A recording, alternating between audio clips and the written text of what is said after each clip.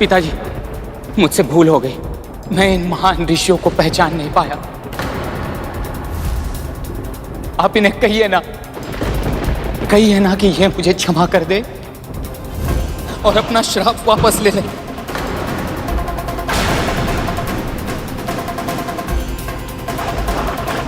कहिए ना पिताजी। इसकी चिंता तुम्हें श्री विष्णु के परम भक्त वाल्कीली ऋषियों का अपमान करने से पहले करनी चाहिए थी।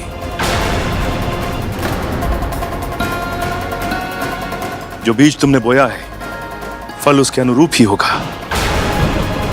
तुम्हारे दुर्वचनों का परिणाम तुम्हें भुगतना पड़ेगा। युद्ध में पराजय के कारण मेरी मानसिक स्थिति ठीक नहीं है और ऐसी परिस्थिति में मैं भला और बुरा समझ नहीं पाया। किंतु अब मुझे अपनी त्रुटि का आभास हो गया है। विनती करता हूं आपसे कि मुझे क्षमा कर दीजिए, क्षमा कर दीजिए पिताजी, विनती करता हूं आपसे। स्वामी, पश्चाताप के आंसू तो श्री विष्णु को भी स्वीकार होते हैं। इससे भूल अवश्य हुई है, पर अब इसे अपने अपराध का बोध हो गया है। मेरी विनती स्वीकार करें स्वामी। आप पिता हैं इसके, आपको अपने पुत्र की रक्षा करनी ही होगी।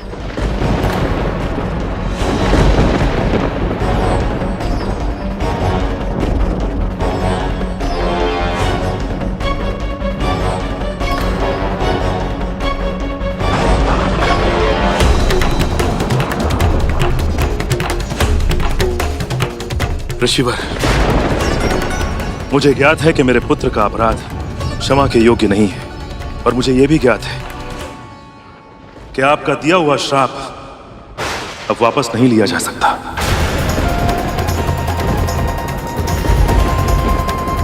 किंतु यदि संभव है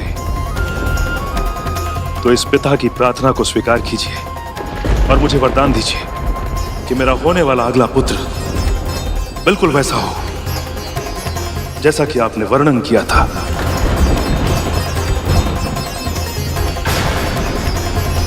किंतु उसका राज्य क्षेत्र पाताल और स्वर्ग ना, अपितु आकाश हो।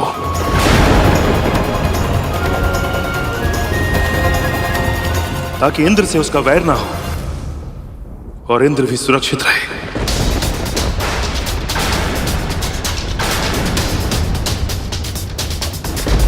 हम आपका अनुरोध अस्वीकार कैसे कर सकते महर्षि? भगवान विष्णु के प्रताप से होने वाली आपकी संतान का वर्चस्व संपूर्ण आकाश में स्थापित होगा।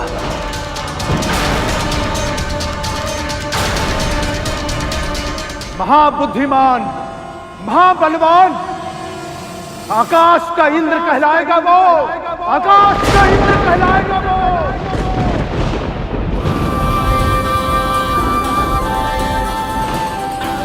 भगवान विष्णु के प्रताप से होने वाली आपकी संतान का वर्चस्व संपूर्ण आकाश में स्थापित होगा।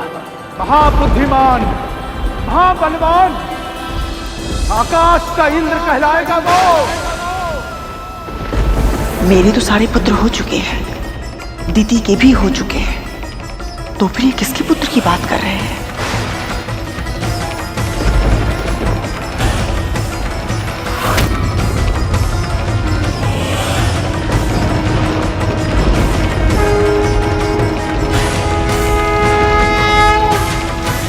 आप धन्य हैं ऋषिवर, धन्य हैं आप।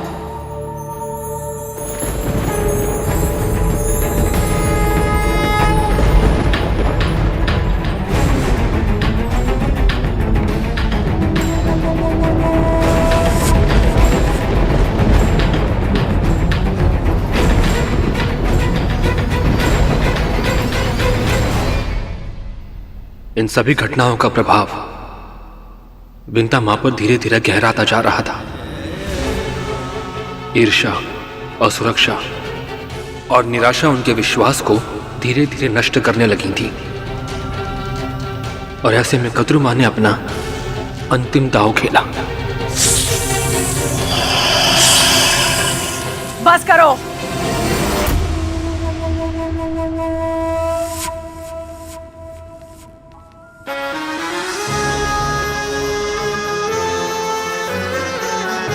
आपस में ही लड़ोगे तो उस शत्रु का सामना कौन करेगा जो शीघ्र ही जन्म लेने वाला है?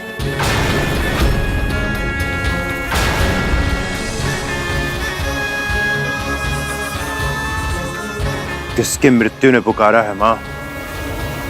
कौन है वो मूर्ख जो हमारा सामना करने का दुस्साहस करेगा मां? विंता एक बार फिर से जीत गई। सिद्ध ऋषियों का वरदान है कि तुम्हारे पिता का होने वाला अगला पुत्र आकाश का इंद्र बनेगा और वो अदिति के पुत्र इंद्र से 1,000 गुना अधिक शक्तिशाली होगा। अब केवल विंता के डिमो का परिपक्व होना शेष है। इसका अर्थ यह है कि वो महाशक्तिशाली आकाश का सम्राट कोई और नहीं, विंता का होने वाला पुत्र ही होगा।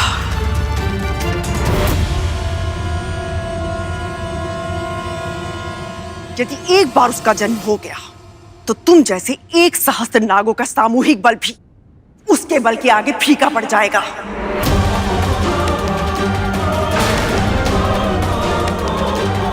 आप व्यर्थ की चिंता कर रही हैं मां।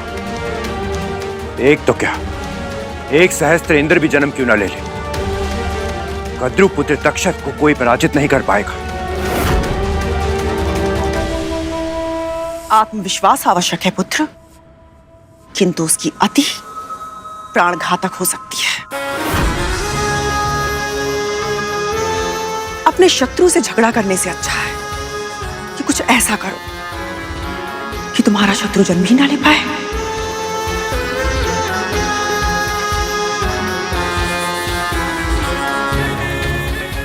किंतु मां, उससे हमारा भाई भाई का संबंध होगा। भाई भाई का संबंध देवों और दानवों के बीच भी है, किंतु दोनों एक दूसरे के प्राण लेने का एक भी अवसर नहीं छोड़ते। तुम्हारे संबंधों में कटुता नहीं आएगी, इस बात का क्या प्रमाण है तुम्हारे पास? वो तो हम पर निर्भर करता है मां। इतने बड़े नहीं हो कि अपनी मां से कुतर्क करने लगो। सदैव सदैव मेरे आदेश की अवहेलना करते हो। यदि तुम दोनों को लगता है कि तुम इतने बुद्धिमान हो तो निश्चित ही तुम्हें मेरे मार्गदर्शन की आवश्यकता तो नहीं है। किंतु मां, जा सकते हो यहां से।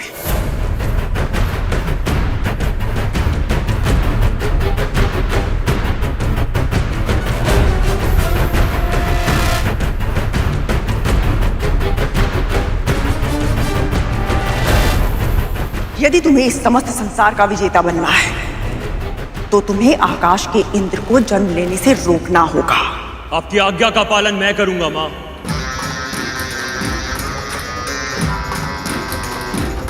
अभी जाकर उन डिमों को निकल जाऊंगा मैं। रुको कालिया, इस कार्य को तुम जितना आसान समझ रहे हो ये उतना ही कठिन है।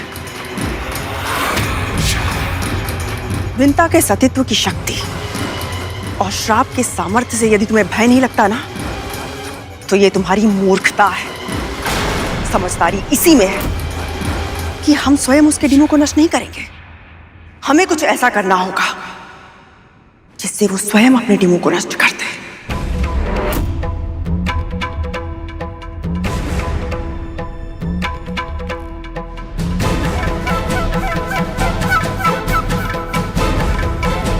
हमें ये कार्य बल से नहीं, कुटिलता से करना होगा मां। तुम सबके साथ देखकर विंता को ईर्ष्या होती है मुझसे। उसकी इसी दुर्बलता को बढ़ाना होगा, उसकी आशा को निराशा में बदलना होगा। फिर देखना, विंता स्वयं ही अपने डिमों को नष्ट कर देगी। परंतु मां, ये सब होगा कैसे?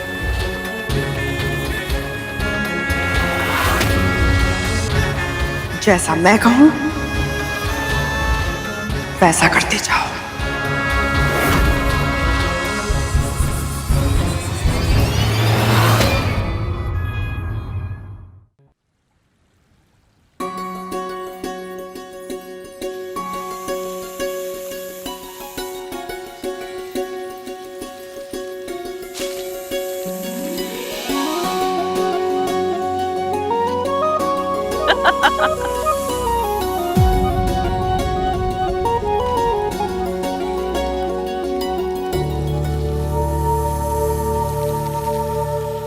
सत्य कहा है सभी ने, अपने पुत्रों के साथ समय बिताने से बड़ा और कोई आनंद नहीं है संसार में।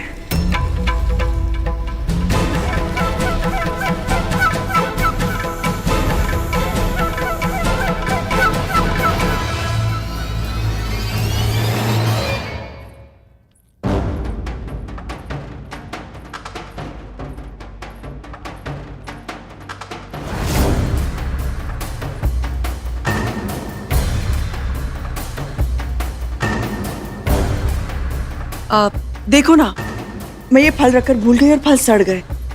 एक फल के कारण सारे फल अनुपयोगी हो गए, सब फेंकने पड़ेंगे। माँ, यदि फल 2 दिन में सड़ जाते हैं तो डिम कितने दिन में सड़ता है?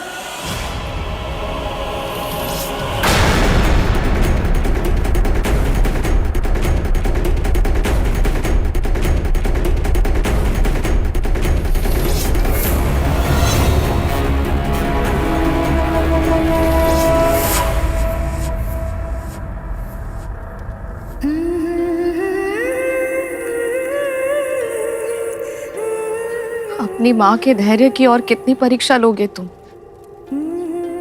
क्या मेरी ममता तुम तक पहुंच नहीं रही? क्यों मेरी पुकार को अनसुना कर रहे हो? जन्म कब लोगे तुम? मैंने तुम्हारा स्वर सुना है तो अपने अस्तित्व का आभास किसी और को क्यों नहीं कराते?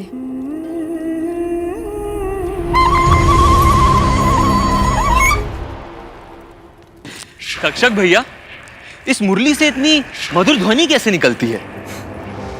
बांस जितना खोखला होता है ना, उसकी ध्वनि उतनी ही मधुर होती है कालिया। अच्छा, फिर तो छोटी माँ के इन डिमों से और भी मधुर ध्वनि निकलेगी। समय के साथ इन सभी घटनाओं का प्रभाव विंता माँ पर गहराता जा रहा था। ईर्ष्या, असुरक्षा और निराशा उनके विश्वास को धीरे धीरे नष्ट करने लगी थी। ऐसे में कद्रू माँ ने अपना अंतिम दांव चला।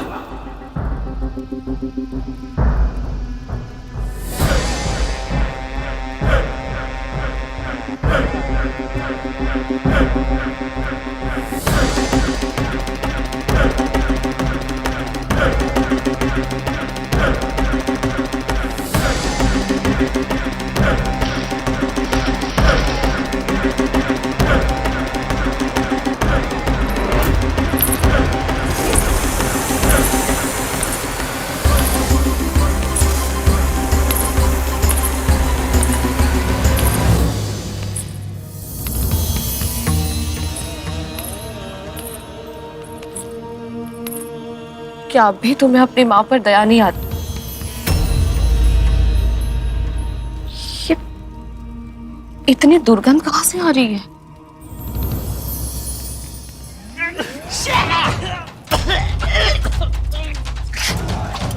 अरे छोटी माँ, ये सड़ांग कैसी है? हमसे ये दुर्गंध सहन नहीं हो रही है।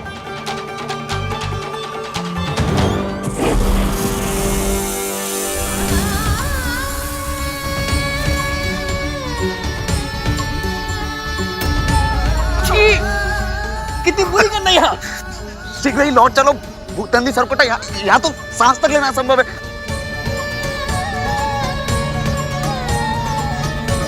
कहाँ से आ रही है ये कुवास?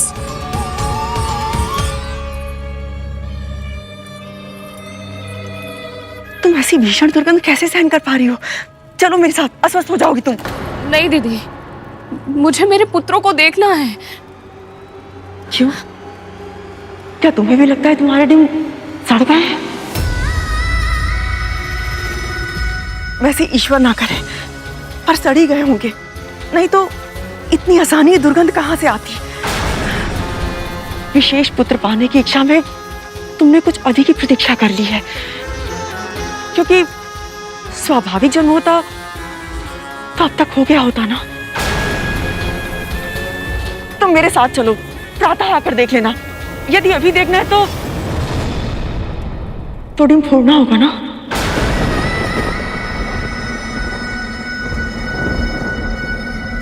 नहीं दीदी, मैं यहां से नहीं जाऊंगी।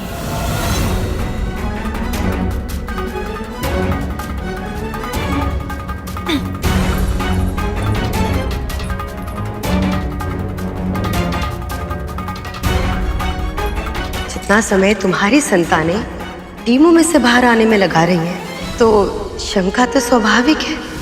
कहीं ऐसा तो नहीं विंता कि तुम्हारे डीम सड़ गए हो? माँ, यदि फल 2 दिन में सड़ जाता है तो डिम कितने दिनों में सड़ता होगा? इसे जो धारण करेगा उसे ऐसी प्रतापी संतान प्राप्त होगी जिसके नाम और यश की कीर्ति समस्त ब्रह्मांड में फैलेगी। महर्षि दुर्वासा की दिव्य माला वंश पर है, किंतु तुम्हारे कानों में अभी तक संतान की किलकारी नहीं सुनाई थी। कोई ना कोई तो समस्या अवश्य है। विशेष पुत्र पाने की इच्छा में तुमने कुछ अधिक ही प्रतीक्षा कर ली है, क्योंकि स्वाभाविक जन्म होता तो अब तक हो गया होता ना। तुम्हारे डीम में सड़ गए। विशेष पुत्र पाने की इच्छा में स्वाभाविक जन्म होता तो अब तक हो गया होता ना। ठहरिए छोटी माँ।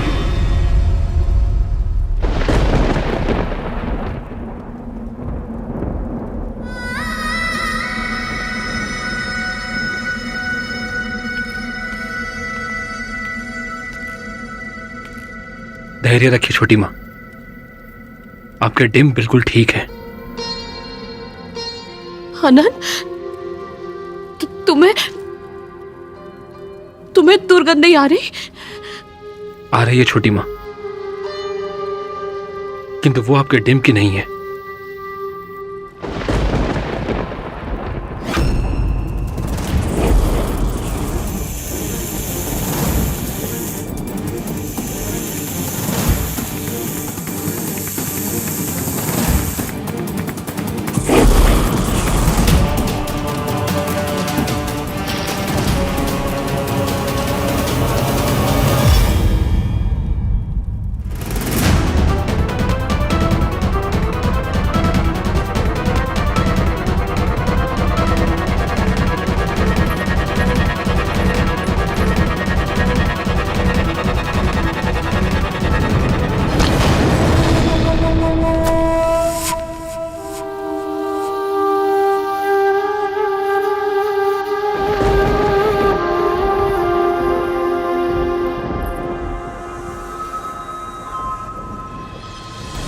अनंत, मुझे समझ नहीं आ रहा मेरे डिम परिपक्व क्यों नहीं हो रहे।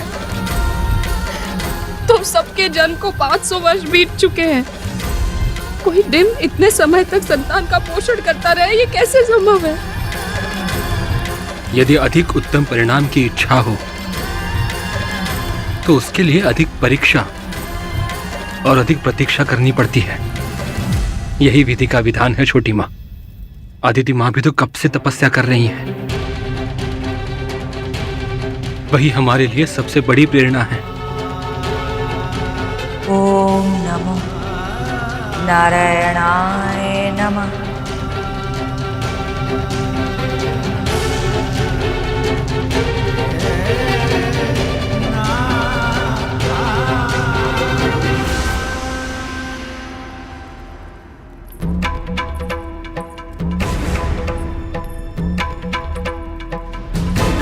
दीदी, गंध मेरे डिमों में से नहीं आ रही थी। मेरे डिम ठीक है।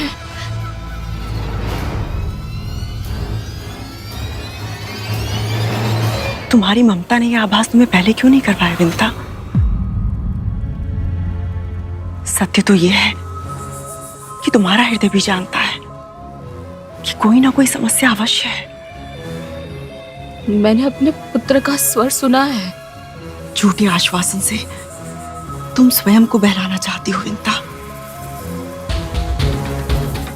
मैं तुम्हारी बहन हूं, कैसे तुम्हें झूठी आशा की जाल में फंसने दे सकती हूं मैं?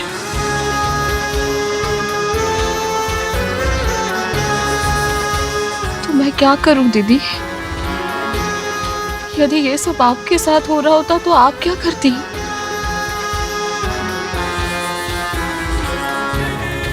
पांच 500 वर्षों तक तो बिल्कुल भी प्रतीक्षा नहीं करती।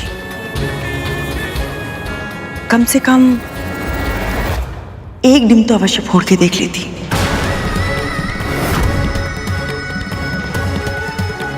कि उसके भीतर संतान है भी या नहीं। एक दिन तो अवश्य फोड़ के देख लेती कि उसके भीतर संतान है भी या नहीं।